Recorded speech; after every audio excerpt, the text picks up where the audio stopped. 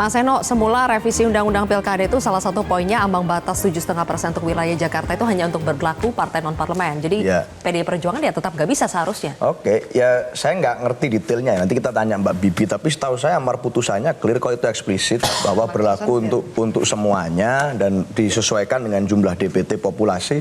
Dan itu sudah disampaikan dengan jelas kemarin pada saat putusan MK, dan itu semua bisa mendengar. Artinya ya kita taat pada itu karena kita yakin ya konstitusi kita ya lembaga yang harus memutus final and binding MK.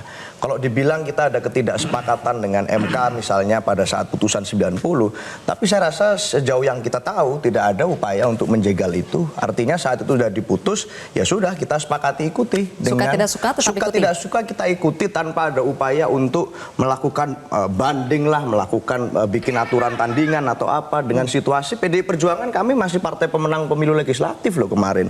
Tapi kami tidak melakukan itu. Artinya kita menghargai dan mengerti betul, paham tentang peran MK di dalam tata negara kita. Jadi sama dengan ini, kami sepakat bahwa ini final and binding. Buat kami tidak hanya kami yang diuntungkan dengan putusan MK, semua partai politik yang lain juga diuntungkan. Di banyak daerah kan juga terjadi. Di Jakarta pun partai-partai yang lain bisa mengajukan, bukan hanya kami, termasuk partai non-parlemen, signifikansinya di dalam pilkada itu bisa lebih tinggi. Artinya yang ini menjadi suatu kehormatan buat semuanya, bukan cuma buat PDI Perjuangan. Seakan-akan kan hari ini kami aja ini yang merasa diuntungkan dengan situasi ini. Padahal kalau mau misalnya di Jakarta PKS bisa ngajukan sendiri, Golkar bisa ngajukan sendiri, Gerindra bisa sendiri. Kalau memang ada 8 partai yang lewat 7,5%. Betul. Kalau dianggap partai politik harus melakukan kaderisasi yang baik, maka arenanya di pilkada dong, salah satunya. Dan ini arena untuk kita bisa mengajukan kader-kader. Jadi buat semuanya harusnya. Pertanyaan selanjutnya adalah jadi siapa yang akan diajukan PDI Perjuangan di Jakarta? Kita simak dulu pernyataan dari Bu Mega berikut ini. Itu Satgas apa ya? Kok namanya Satgas hitam ya? Terus katanya Pak Komar, oh Satgasnya itu memang ini apa mau dukung Pak Anies itu Bu. Oh gitu. Aku bilang enak aja ya. Ngapain gue suruh dukung Pak Anies? Dia bener nih kalau mau PDI. Kalau mau PDI jangan kayak gitu dong ya. Ya tinggal mau nggak nurut ya. Lihat dong. Sudah mulai banyak suara-suara yang mendukung agar PDI Perjuangan mengusung Anies sebagai bentuk dalam tanda kutip perlawanan terhadap pasangan yang sudah ada saat ini diusung oleh 12 parpol yaitu RK Suswono. Tapi Mas Toto, per hari ini kita dengar Bu Mega ngomong seperti itu. Jadi apakah artinya meskipun PDI Perjuangan punya tiket tapi tiket itu bukan buat Anies? Iya, Bu Mega, tadi saya sempat nyeletuk bercanda dengan Mbak Bibip. Bu Mega ini kelebihannya sering juga jadi kelemahannya. Prinsip yang sangat kuat itu kadangkala malah tidak berbuah elektoral kalau bicara mengenai pengambilan keputusan. Artinya kalau memang kita lihat bagaimana sepak terjang Anies yang berhadap-hadapan dengan calonnya PDI di 2017, isu yang ramai adalah isu SARA, concern Ibu Mega kita tahu adalah terkait isu SARA salah satunya, menurut saya tidak mengagetkan kalau kemudian hitung-hitungan elektoral bahwa dengan Anies PDI pasti menang dan bisa jadi simbol perlawanan terhadap Jokowi, kan hitung-hitungan seperti itu belum tentu masuk di logikanya Ibu Mega. Dan orang ini siap kalah. Dia sudah terbiasa untuk kalah, sehingga kemudian buat saya tidak mengagetkan kalau ada keputusan yang belum tentu seperti yang kita perkirakan. Tapi balik lagi jawaban Seno tadi, logika mengenai ketololan, istilah Abdur Komika tadi ya, kan jadi menarik.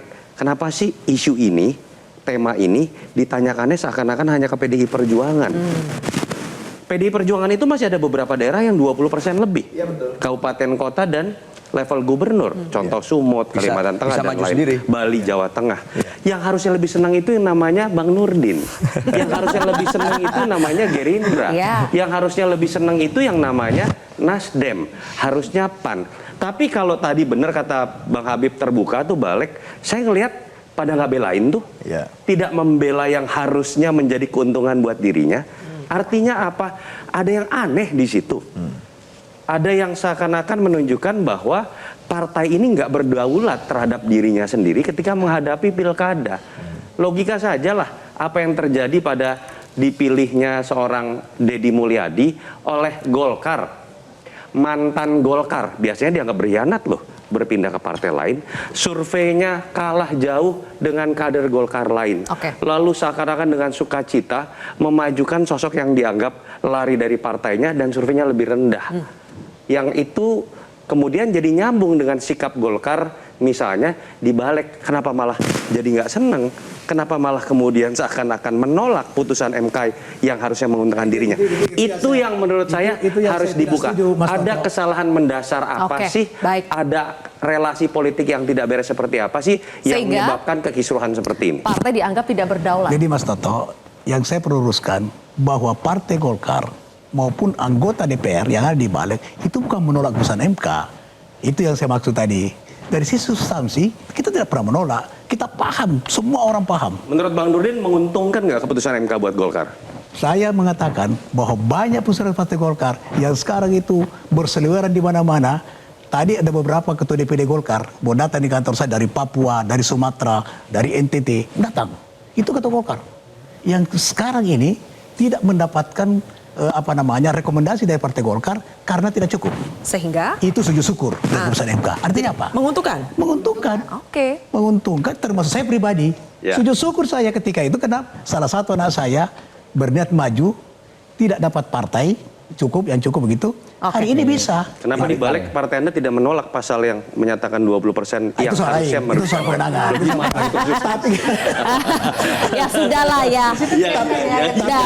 Kita dengan demo memahami tadi, saja. itu kan Ya. aspirasi rakyat baru kelihatan tadi kan, bukan kemarin kan. Oke.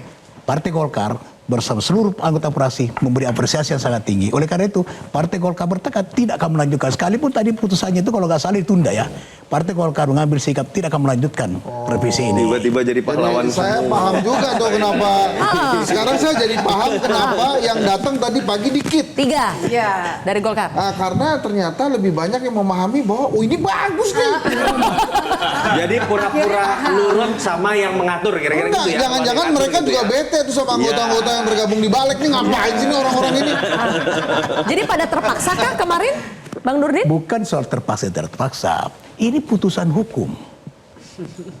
Saya setuju, ini putusan berbanding. Harusnya, saya tadi bicara substansi dari tadi. Kalau substansi, seharusnya DPR itu mengikuti keputusan yang lebih banding. Substansi, tadi saya tidak bicara substansi. Saya bicara kita tidak mempertentangkan Oke lah. kewenangan Baik. antar lembaga. Oke, Gitu. oke, Mas Hansat. Masih ada berapa hari nih? Sebelum tanggal 27 ya, 5 hari. Iya. Sabtu Minggu nggak dihitung lah. Masih bakal ada plot twist nggak? Apakah kita sudah boleh bernafas lega harus tetap kawal? Jangan lengah. Kalau menurut saya dengan semua yang tadi kita saksikan, Bang Dasko bicara, KPU bicara, itu kalau ada plot twist lagi, mungkin saya sama Toto juga bersama-sama komika tuh ngomong. Yang tadi bahasanya Abdur kita ditolol-tololin itu. Saya rasa kalau sampai itu terjadi ya, udah lewat kali ya. Menurut saya tuh nggak bisa kita komentar lagi di kontroversi karena udah nggak ada lagi yang kontroversinya. Semua jadi satu suara. Masih ada Ini si paling aneh. kontroversi kok. Oh iya, masih ada si paling masih kontroversi. ada. Jadi Itu kalau judul program kok. Sekarang apa yang mau dikhawatirkan lagi? Nah. Ini sudah tidak mungkin ini dilanjutkan itu. Dari sisi beliau lebih tahu ini ya. Dari sisi Oke. waktu prosedural nggak mungkin. Jadi hari paripurna itu Selasa dan Kamis. Oke. Nah, Jadi case harus sama close ya, pimpinan Bang dulu. Habib ya. Soal Dan tadi ini udah ya. disampaikan yang jelas tadi Menentukan udah itu ditegaskan. sudah tidak mungkin itu. Baik, Karena baik. kalau baik. semuanya merasa lebih banyak anggota dewannya diuntungkan dengan adanya keputusan MK ini, makanya tadi pagi sedikit yang datang, ini menurut saya sih nggak mungkin ada plot twist lagi kecuali ada yang nekat. Oke. Dan kenekatan itu cuma bisa terjadi bila kekuasaannya absolut di satu orang. Adalah yang tadi disebutkan juga oleh Ibu Baik. Mega ya. Oke. Dipertanyakan itu. Kita sudah mau selesai? Sebenarnya ada Boleh, mungkin Mbak nggak tahu ini plot twist atau enggak. Tapi jangan lupa kita berbicara 2 putusan MK. Nah, Yes. pertanyaannya adalah apakah KPU akan melaksanakan dua-duanya betul-betul secara konsisten? Yang saya dengar, ya nomor 1 itu tidak bisa diperdebatkan. Yang putusan 60 maksud saya. 60. Ya ambang batas. Ambang batas. Itu tidak bisa diperdebatkan. Jelas sekali amar putusannya. Tapi putusan yang kita sebut putusan 70 ya, saya kalau nyebut nama putusan Kaisang nanti disalahin lagi ya. Putusan yang nomor 70 Jangan dong. itu sebenarnya kan amar putusannya adalah menolak.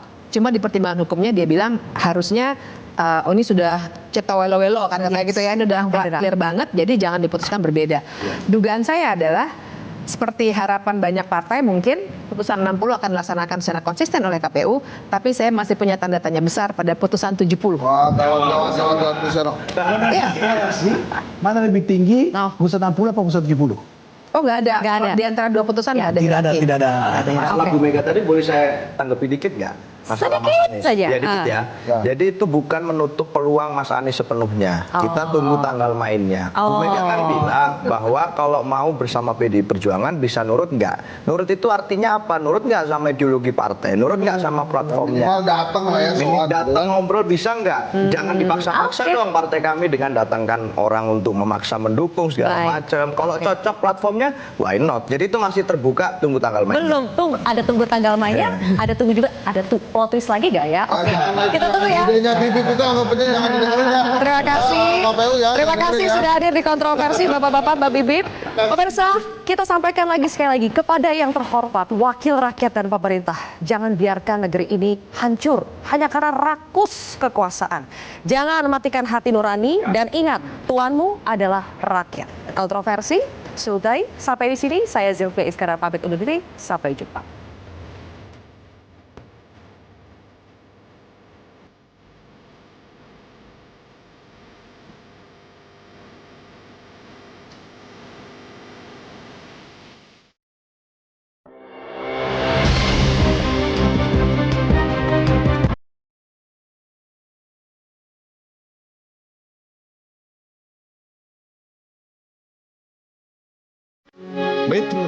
Jelajahi cara baru mendapatkan informasi. Download Metro TV Extend sekarang.